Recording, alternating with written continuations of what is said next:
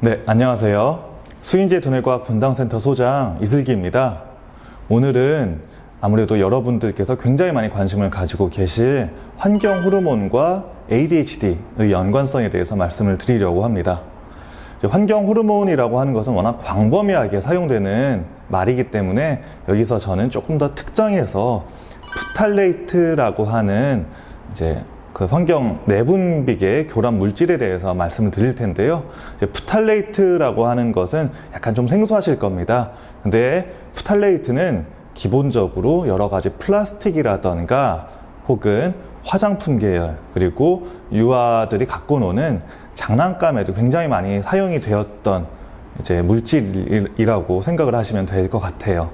근데 이러한 프탈레이트는 실제로 신체 내로 흡수가 되었을 때, 즉 아이들이 장난감 같은 거를 뭣도 모르고 입에 넣는 경우들, 그리고 이걸 막 입으로 깨물어서 먹는 경우들도 종종 있는데, 이러한 프탈레이트가 ADHD 혹은 더 나아가 발달 문제까지 유발할 수 있다라고 하는 연구 결과가 있기 때문에 이에 대해서 조금 더 경각심을 가지시는 게 도움이 되실 겁니다.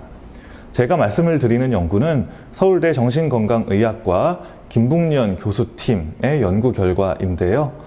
이 연구에서는 프탈레이트 농도, 즉 그럼 그 농도를 어떻게 인지하느냐, 저희 몸에 들어간 프탈레이트는 보통 몸 체내에서 흡수가 되지 않고 소변으로 배출이 되게 됩니다.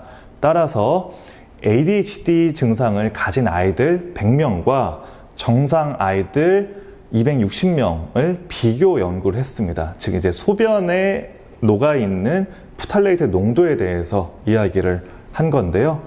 근데 아마 예상하셨다시피 ADHD를 갖고 있는 아이들 대부분은 프탈레이트의 농도가 정상 비교군에 비하여 2배에서 3배 많이 더 검출이 됐습니다.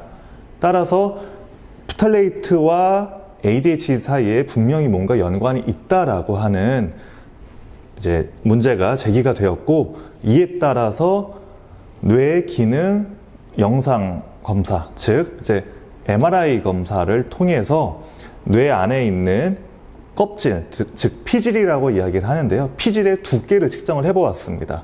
피질의 두께라고 하는 것은 인지 기능과 굉장히 밀접한 관련이 있는 걸로 알려져 있는데, 놀랍게도 프탈레이트 농도가 높은 아이들 대부분은 뇌에 특히 전두엽 부분에 피질, 부피가 조금 줄어들어 있는 것으로 보고가 되었습니다.